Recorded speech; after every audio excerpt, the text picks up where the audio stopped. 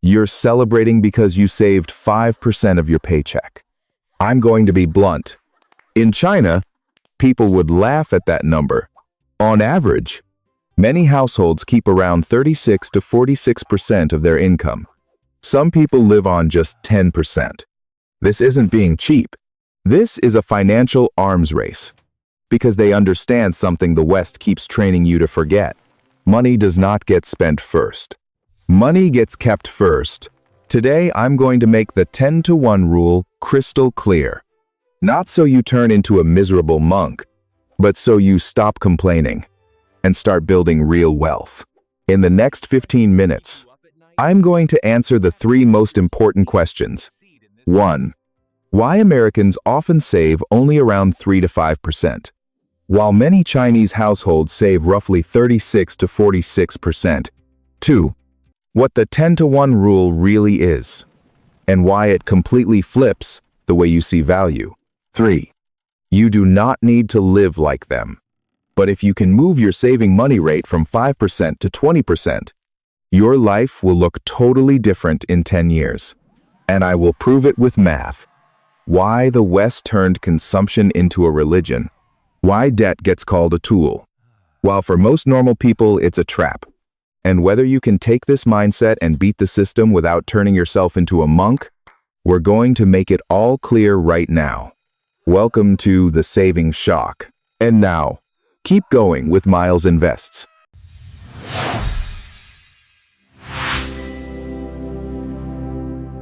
The villain in this story is not Chinese culture, and it's not lazy Americans. The villain is the consumption business model. In the West, the entire system is designed to make you feel like spending is living correctly, and saving is deprivation. Banks profit when you carry debt. Credit cards profit when you pay late.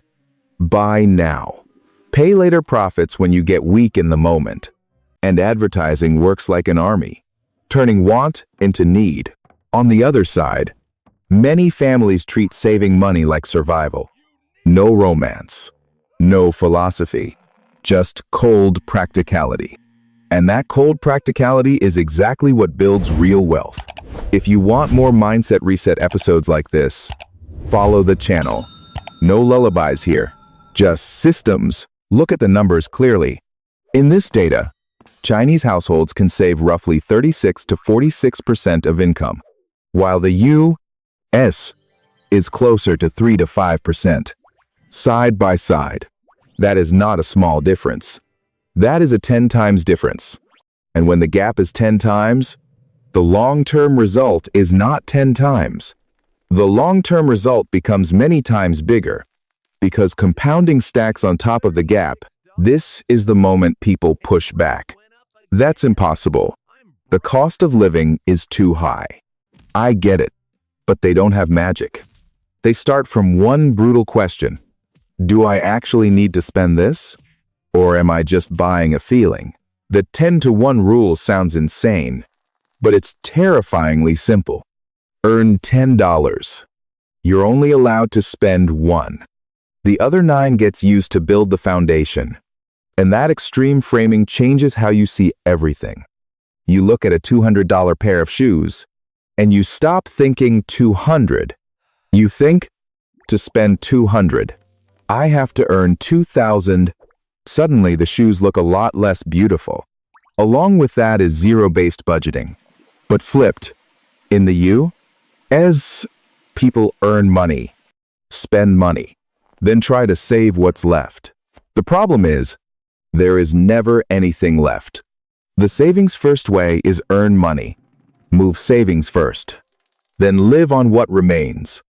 Saving becomes the most important bill you pay first. Here's the reality check. If your saving money depends on what's left over, you are losing from the start. Leftover money is where the system eats you alive. Now for the math. Let's say you earn $5,000 a month. 5% is $250. 20% is $1,000. 46% is about $2,300. If you invest long-term, assuming an average 7% a year for 30 years, $250 a month can become a little over $300,000.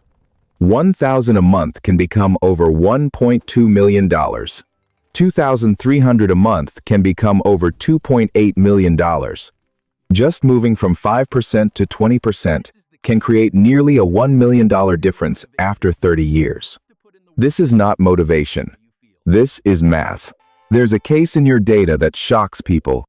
Wang Shenai, 32 years old, saving 90% of income for 9 years.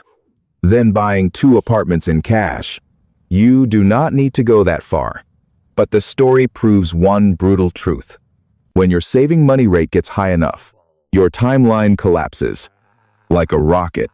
A lot of Western listeners hear 90% and instantly say, impossible.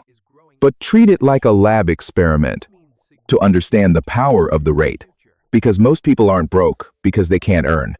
They're broke because the percentage they keep is too low. And the system survives on you, keeping it low. Let's do the raw math so your brain wakes up. If you earn $5,000 a month, saving 90% means you keep $4,500 a month. Over 9 years. Just the contributions alone add up to $486,000. If that money is invested long-term, assuming an average 7% a year, 9 years can grow it to around $674,000. You see it. Extreme saving doesn't only create more money. It creates speed. Here's reality check number 2. Almost nobody can't save. A lot of people simply don't want to pay the price of priorities. And the system relies on that to keep you stuck at 5% forever. Because 5% does not create freedom. It only creates the illusion that I'm trying. Another major difference in the data is the cash-only mindset. If you don't have the cash, you don't buy it. In the West, debt gets sold as a tool. It sounds smart. It sounds sophisticated. But for most normal people, debt is a trap. The trap is monthly payments. Monthly payments hide the pain. You only feel a little each month. And when you only feel a little, you sign a 5-year, 7-year contract without realizing you just sold a piece of your life. Cash only cuts right through that. When you must pay one big number, you feel the pain of paying, and that pain wakes you up. You look at a $50,000 car and you see it for what it is. $50,000. Not per month. The system wants you to pay monthly. Because monthly is forever. People who want freedom want you to pay once or not pay at all. So the next question is, why do they save that aggressively? The data points to 2 cultural drivers. 1, the social safety net is not as strong as in the West. So fear of the future becomes a savings engine. 2, marriage pressure, especially the expectation to have a home and a car before marriage, turns saving into an arms race. You don't have to agree with every part of that, but you do need the lesson. Humans change behavior when social pressure is strong enough. That's human factor number 1. In the West, the pressure is often spend to prove you're okay. In this system, the pressure is accumulate to secure the future. When the pressure flips, behavior flips, and the saving money rate flips too. The most useful part to learn is family transparency and lower decision fatigue. In the data, families talk openly about financial goals. Kids understand the family is saving for a home, so there's no big vacation this year. Saving money becomes a shared project, not a personal punishment. Along with that, they reduce decision fatigue. Simpler meals, simpler clothing, fewer shopping choices. So, marketing has fewer doors into your brain every day. That's human factor number 2. The fewer meaningless decisions you make. The fewer meaningless mistakes you make. People assume wealth comes from being smarter. A lot of the time, wealth comes from being less exposed to temptation and from automating the habit of keeping money. Here's the uncomfortable truth you need to hear. You do not need to live on 10% like the 10-to-1 rule. You only need the spirit of it. Save first. Spend second. And the you is people love to say. I'll save what's left. But what's left is where the system eats you. It always finds a way to turn leftovers into zero. Through fees, through monthly payments, through lifestyle creep, through small purchases that look harmless. What you need is a new question in your head. Not, how much does this cost? But, how much do I have to earn to spend this place? When that question changes, behavior changes. And when behavior changes, your saving money rate can move from 5% to 20% without you turning into a miserable person. Your 7-day plan starts with one simple move that most people refuse to do. Look at the real percentage. Day 1. Write down your current saving rate. The honest number. No stories. Day 2. Flip the process to savings first. Set an automatic transfer on payday, so the money moves before emotion touches it. Day 3. Pick one category and go cash only. Tech gadgets, clothing, restaurants, whatever hits you the hardest. If you don't have the cash, you don't buy it. This is not a cute tip. This is how you cut the monthly payment trap at the root. Day 4. Separate needs and wants, with zero mercy. If your phone still works, you don't upgrade. If a brand label is only for flex, call it what it is, a vanity purchase. Day 5. Make your money goal explicit with your family or your partner, so everyone knows you're on the same team. If you live with someone and you never talk about money, you are letting the system talk about money for you, and the system will speak in a way that benefits the system. Day 6. Reduce decision fatigue. Simplify meals. Simplify clothing. Reduce shopping choices, so you're not forced to decide while you're tired. When you're tired, you spend stupid.